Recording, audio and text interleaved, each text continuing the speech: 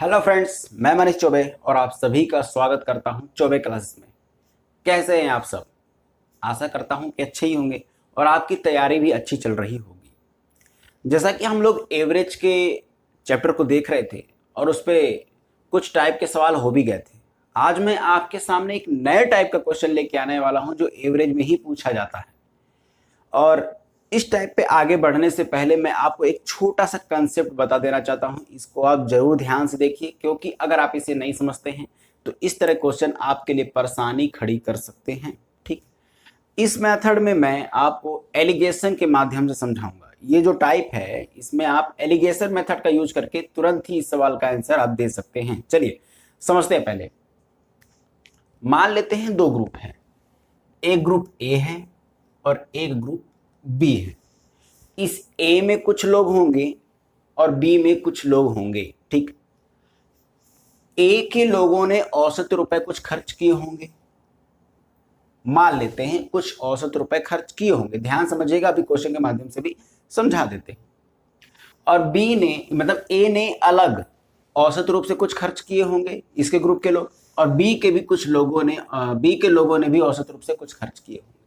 ऐसे क्वेश्चन दे देगा कि ग्रुप ए के लोगों का औसत ये है, ग्रुप बी के लोगों का औसत ये है और उनका संयुक्त औसत। अब जब अगर ऐसा बोलेगा कि संयुक्त औसत उनका ये है, तो संयुक्त औसत हम बीच में लिखेंगे। ठीक है ना, जो संयुक्त औसत होगा वो हम बीच में लिखेंगे। याद रखिएगा, इधर वाली वैल्यू से ये दोनों वैल्यू में एक वैल्यू इस वाली वैल्यू से बड़ी होगी और एक वैल्यू इससे छोटी होगी। सपोज दैट, जैसे मान लीजिए मैं यहां अगर इसको लिख दूं 5, चलिए 5 रख के ही कर लेते हैं कि उनका औसत 5 है, दोनों को मिलाकर संयुक्त औसत 5 है। तो एक एक का जो औसत है वो 2 है और एक का औसत बी का औसत कितना है? 6 है। ठीक, ये है सवाल कि ग्रुप ए के लोगों का औसत कितना है? 2। ग्रुप बी के लोगों का औसत कितना है? 6। और उनका संयुक्त औसत कितना दे रखा है आपको? 5। ठीक, मान लेते। तो पूछ रहा है ए और बी के लोगों के संख्याओं का अनुपात बताइए। तो ऐसे क्वेश्चन में क्या करेंगे, तो सुनिएगा ध्यान से। इस तरह तो लिख लिए, और ये हमेशा से ऐसे ही होगा कि बीच वाली वैल्यू से एक वैल्यू बड़ी होगी, एक वैल्यू बड़ी होगी और एक वैल्यू क्या हो जाएगी आपकी? छोटी। इस बीच वाली वैल्यू से एक वैल्यू बड़ी होगी और एक वैल्यू छोटी होगी। ये बड़ी वाली इधर, छोटी वाली इधर भी हो सकती है, इसमें घबराने वाली कोई भी बात नहीं है। बस आपको करना क्या है, अब जो यहां पे आएगा वो उनकी संख्याओं का अनुपात होगा। इधर जो आएगा बी की संख्या का अनुपात होगा, इधर जो आएगा वो ए की संख्या का अनुपात होगा। जैसे अब इस 6 में से 5 जाएगा, बचेगा 1, और इस 5 में से 2 जाएगा, बचेगा यहाँ पे 3। याद रखिएगा 2 में से 5 नहीं काटना है, आपको डिफरेंस निकालना है, जो कि बड़े में से छोटा माइनस करने पे ही आता है। तो 5 में 2 माइनस करेंगे, यहाँ पे 3 आ जाएगा, 6 में 5 माइनस करेंगे 1 आ जाएगा, यानी 1:3 उनकी संख्याओं का अनुपात है। ठीक, यानी ए के ग्रुप के जो संख्या है वो 1 होगी, तो बी के ग्रुप की संख्या कितनी होगी? 3 होगी। ऐसा अनुपात में आएगा। अब बाकी अगर संख्या दिया रहेगा तो कंपेयर कर लेंगे। ठीक, तो चलिए सवाल के माध्यम से मैं इसको समझा देता हूं और ये मेथड आपको एकदम अच्छे से क्लियर हो जाएगा। ठीक है, इसको रब कर लेते हैं।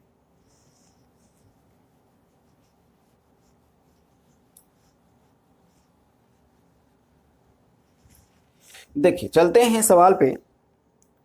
आपके सामने एक क्वेश्चन लगा हुआ, देखिए ध्यान से। किसी कक्षा में छात्राओं के अंकों का औसत 73 एवं छात्रों के अंकों का औसत 71। छात्राओं को हम ले लेते हैं गर्ल्स और छात्र को ले लेते हैं बॉयज। छात्राओं के अंकों का औसत 73 है, यानी इनका औसत कितना है? 73। और छात्रों के अंकों का औसत कितना है? 71। यही दे रखा है, मैंने लिख दिया भाई। छात्रों के नीचे छात्रों का औसत है, छात्राओं के नीचे छात्राओं का। ठीक, छात्राओं मीन्स गर्ल्स और छात्र मतलब बॉयज। ठीक, पूरी कक्षा का औसत 71.8 है, 71.8 है। पूरी कक्षा का मतलब संयुक्त रूप से, जो कि हम संयुक्त रूप से कहां लिखेंगे? बीच में लिखेंगे, यानी 71.8। ठीक है ना। अब आपसे पूछ लिया है तो छात्राओं का प्रतिशत ज्ञात कीजिए। छात्राओं का प्रतिशत आपको ज्ञात करना है, अभी बता देते हैं आपको, ध्यान समझिए। अब मैंने बताया कि यहां पे आप संख्या निकालेंगे, संख्या या संख्या का रेशियो आप कह सकते हैं उसको। ठीक, तो कैसे मालूम करते हैं सर? माइनस करके मालूम करते हैं, बड़े में से छोटा, बड़े में से छोटा। अब 73 में से 71.8 को अगर आप माइनस करेंगे तो कितना आ जाएगा आपका? 1.2, यही आएगा। उसी प्रकार 71, 71.8, अब बड़ा ये है, छोटा ये है, इसमें से इसको माइनस करेंगे तो आ जाएगा 0.8। ठीक ठीक है। अब देखिए पीछे से इसके भी 1 डिजिट पे पॉइंट है, इसके भी 1 डिजिट पे पॉइंट है, तो पॉइंट से पॉइंट क्या हो गया आपका? खत्म, उड़ गया। ये आपका हो गया है 8 और ये हो गया है आपका 12। क्या इसे और छोटा किया जा सकता है? जी बिल्कुल किया जा सकता है। अगर आप 4 से इसको डिवाइड करेंगे, 4 2 जा 8 और 4 3 जा 12, यानी जो रेशियो आया है वो 2:3 का आया है। समझिएगा बात को, गर्ल्स की संख्या 2 है, बॉयज की संख्या कितनी है? 3। रेशियो में बॉयज की संख्या 3 है और गर्ल्स की रेशियो की संख्या कितनी है? 2 है। अब आपसे पूछ रहा है, अब हमेशा यही होगा, रेशियो यही होगा, ठीक है। अगर लड़के 6 होते हैं तो लड़कियां 4 हो जाएंगी, ठीक है, ऐसे ही बढ़ जाएगा, कोई बात नहीं। अब आपसे पूछ रहा है कि छात्राओं का प्रतिशत कितना? पूरी क्लास में छात्राएं कितने प्रतिशत हैं? छात्राएं कितनी हैं? गर्ल्स की संख्या कितनी है? 2।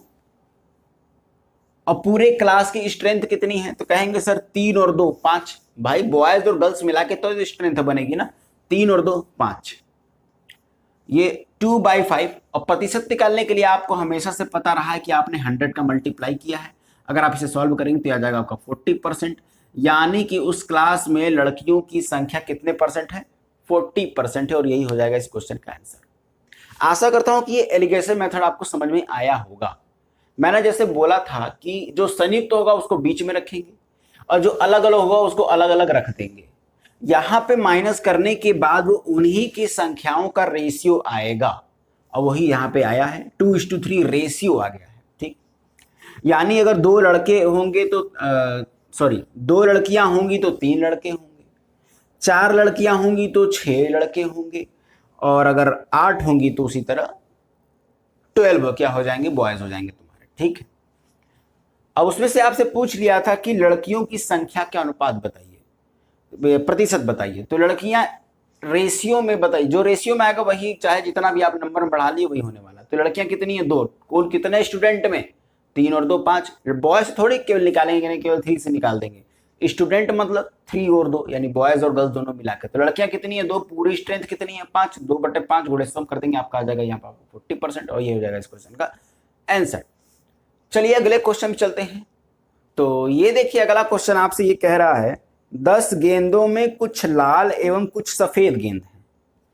तो इसको कर लेते हैं। लाल गेंदों को हम R से दिखा देते हैं और सफेद गेंदों को हम W से दिखा देते हैं। ठीक है, आगे बोल रहा है सभी गेंदों का औसत मूल्य 28 रुपए। सभी गेंदों यानी लाल और सफेद दोनों को मिला के, और जैसा हम बोले कि दोनों को मिला के यानी संयुक्त, संयुक्त वालों को बीच में रखेंगे, यानी हो गया आपका 28। ठीक है ना? ठीक, लाल गेंदों का औसत कितना है? 25, तो लाल गेंदों के नीचे रख दीजिए 25। सफेद गेंदों का औसत कितना है? 30, तो सफेद गेंदों के नीचे आप रख देंगे 30। ठीक है, अब इनकी संख्या का अनुपात पता कर लेते हैं। इनकी संख्या का अनुपात कैसे पता करेंगे? सर माइनस करेंगे, 30 में से 28 माइनस करेंगे बचेगा 2, और 28 में से 25 माइनस करेंगे आपका आ जाएगा यहाँ पे 3। यानी दोनों गेंदों की संख्याओं का अनुपात मालूम चल गया है 2:3, यानी कि लाल गेंदों की संख्या 2 होगी तो सफेद गेंदों की संख्या कितनी हो जाएगी? 3। लेकिन अब आपकी संख्या आप देखिए कितनी गेंदें हैं? 3 और 2 5। भाई सफेद और लाल गेंदों को मिला के कितना हो रहा है? 3 + 2 कहेंगे सर 5। लेकिन क्या एक्चुअल में 5 गेंदे की बात कर रहा था? ये नहीं कर रहा था, ये सीधे सीधे क्वेश्चन बोला है कि 10 गेंदों की। आपके हिसाब से तो 5 आया है, लेकिन उसके हिसाब से कितना आ गया है? 10। आपका भी सही है, उसका भी सही है, बस कंपेयर करा दीजिए। आप उसकी वैल्यू आपकी वैल्यू से कितने टाइम ज्यादा है? 2 टाइम ज्यादा है, यानी आपका 1 उसके 2 के बराबर होगा। सीधी सी बात है ना?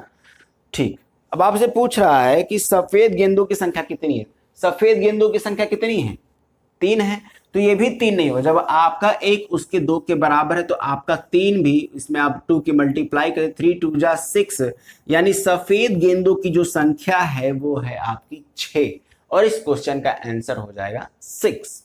ठीक, आशा करता हूं कि आपको ये क्वेश्चन समझ में आ चुका होगा। ठीक है, आगे बढ़ते हैं, एक और क्वेश्चन आपके सामने लेते हैं और एलिगेशन को एकदम अच्छे से आपको समझा देते हैं। आप इस टाइप पर क्वेश्चन लगाइएगा, फिर अगर आपको कोई दिक्कत होती तो आप मुझसे जरूर कमेंट बॉक्स में पूछ सकते हैं। देखिए, आप इसको रब कर देते हैं।